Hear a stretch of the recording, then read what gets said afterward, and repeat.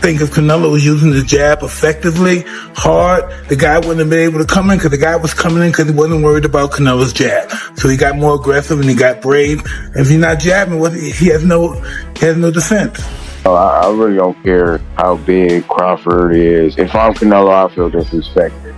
You know, coming up 2 weight classes, you haven't fought at 68. We don't know how your body's going to react. He's got the heart, he's got the speed, the skills, and he's going to go out there. I was thinking he put up a good first 6 rounds, but then Canelo will start picking it up. But now I think Crawford will go for I'm picking Crawford to win now. Mike Tyson has voiced serious concern about Canelo Alvarez's future, warning that a loss to Terence Crawford could be costly.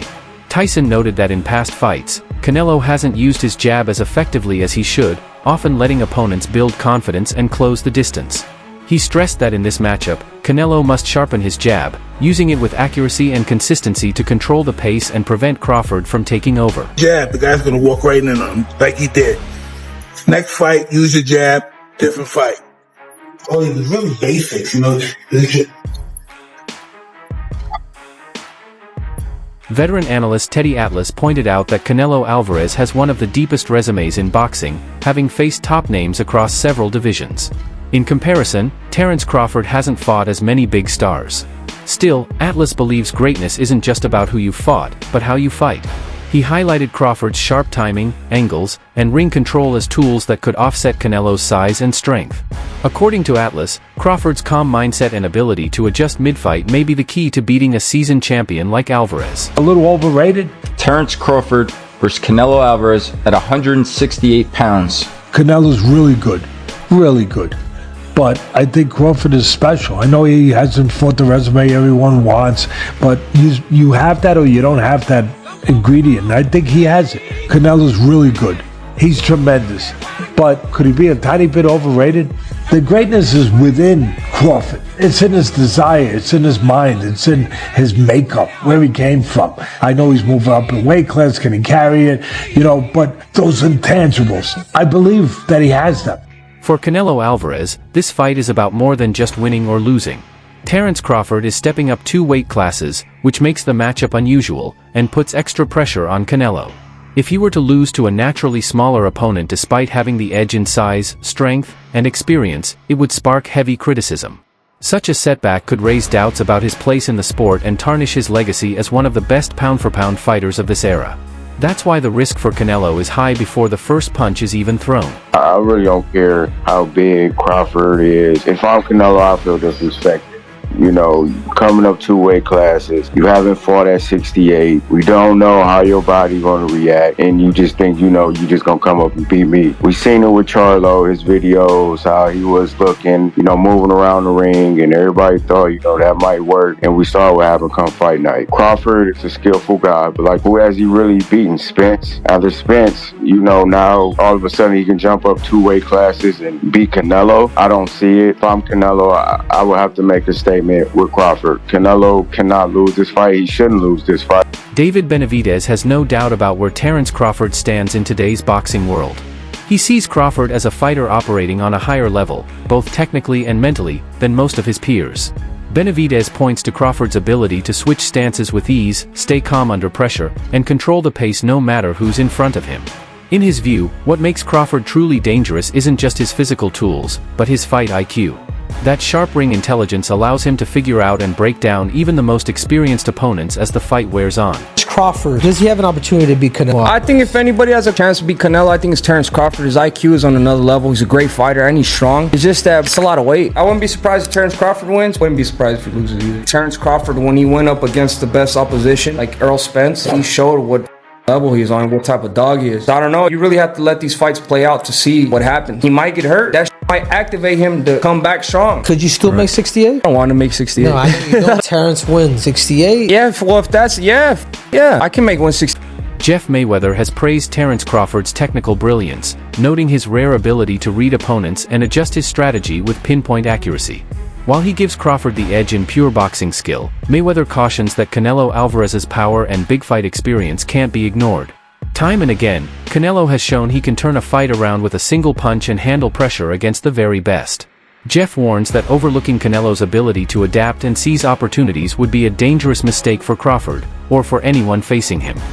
It's kind of tough, but if anybody can do it, I think it would be Terence Crawford. I mean, skill-wise, I think he's a better fighter than Canelo, but Canelo is also a great fighter but he owns that weight class that he's in. So I would just say that I think that Crawford has to fight almost a perfect fight to win.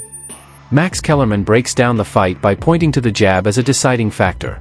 He explains that Terence Crawford's jab is one of the sharpest and most reliable in the sport today, allowing him to control distance, set up combinations, and throw opponents off rhythm.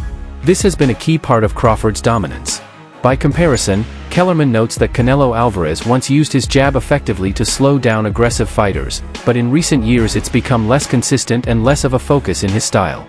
That drop-off, he warns, could leave Canelo open to Crawford's disciplined use of the lead hand. A list of attributes, and then tell me who do you feel is best in that attribute. First attribute, best jab. Crawford. Best defense. Crawford. Nowadays, Crawford. I would say early in the fight, Canelo. And earlier in his career, Canelo. But he hasn't been that kind of fighter in recent years. Although Crawford is also hittable. With any fighter, when you talk about their defense, the question is not, can they be hit with a shot? You take punches. Everyone, the greatest defensive fighters ever get hit. Pernell Whitaker, Willie Pep, Floyd Mayweather, they all get hit.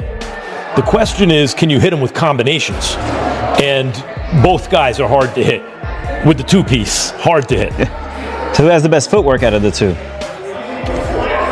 In terms of cutting off the ring, last fight notwithstanding, Canelo has gotten much better at cutting off the ring. Gary Antoine Russell breaks down the fight by highlighting the clash of styles.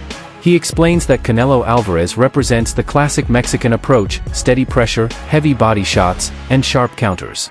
On the other side, Terence Crawford showcases the rhythm, adaptability, and defensive sharpness often seen in African American boxing traditions.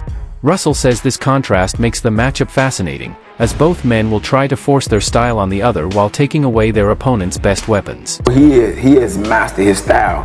Now, typically, Latinos, they got their own style versus melanated black people. Having like more rhythm, more flashiness and panache to their stuff, more swag. Yeah. We just fight different than other ethnicities. If you want to throw Amir Khan in there, his ethnicity, he was in and out. Yeah, that's the European kind of style. Textbook, you know, but that was his style. Canelo got his style and he mastered it. Terence Crawford cannot take nothing away from him. He's like freakishly good, you know. He go both sides, southpaw, orthodox, you know, and I feel like he adapt well. But it don't take much to get hit, especially these little 8-ounce gloves. He cannot slip up. He cannot slip up. He's gonna have to stay set from bing to bing from round 1 to 12, and he better be in shape. I'm talking about like not 12 round shape, I'm talking about like 16 round shape. Trainer Robert Garcia has openly thrown his support behind Terence Crawford in this blockbuster fight. Garcia praises Crawford's discipline, strong work ethic, and dedication to the basics of boxing, saying his success proves how far technical skill and ring IQ can take a fighter. While Garcia acknowledges and respects everything Canelo Alvarez has achieved in his career, he admits he'll be rooting for Crawford to come out on top. I love Crawford. He knows that. I've seen him. I've talked to him many times, and I wish him the best. I'm actually very happy for him and Bomac for everything they've done and the big fight that they're getting. You know, in this sport, making it to those fights and making it to those paydays, you got to be happy for anybody that makes it there. So Bomac knows, Crawford knows. Now I'm actually, after Canelo's performance, I'm actually leaning towards Crawford to win this fight. Why is that? What changed? Because I know Crawford's he's got the heart, he's got the speed, the skills, and he's gonna go out there. I was thinking he put up a good first 6 rounds, but then Canelo will start picking it up. But now I think Crawford will go for the. I think Crawford will get. I'm picking Crawford to win now. Me personally, meeting Crawford several times, it's like the man is just so competitive. It's like I don't even have to say nothing to him. He'll just like, man, when we sparring, it's like his competitiveness is always gonna put him over the edge, and then he just has that like, I'm not gonna let you bully me, or his skill set. And it, I know they talk about Charlo when Charlo moved up, but I feel like it may be a little bit different for Canelo this time around because Crawford took the moving up in weight classes serious. He did the dieting, he did the training. So I feel like when you put in work like that, it's a win-win. So you don't think Crawford, gaining that weight, because I saw him, he's pretty big. You don't think that's going to be a disadvantage for him in this fight? No, it looked like he put it on the right way. The nutrition, the like I said, the training. Crawford, he trains hard, so I feel like, I know they say he probably went up to like 185, so he has to lose that weight. But I think if he did it the right way, which I know he did, he'll be successful in September. And I know, like we discussed earlier, we talked with your pro debut, and now you're 3-0. Your last fight, July 19th against Blanco, and it was actually your third win by knockout. Yes. I'm super proud of you. How are you feeling about your pro career so far? I'm feeling great about my pro career. I definitely feel like it's off to a great start.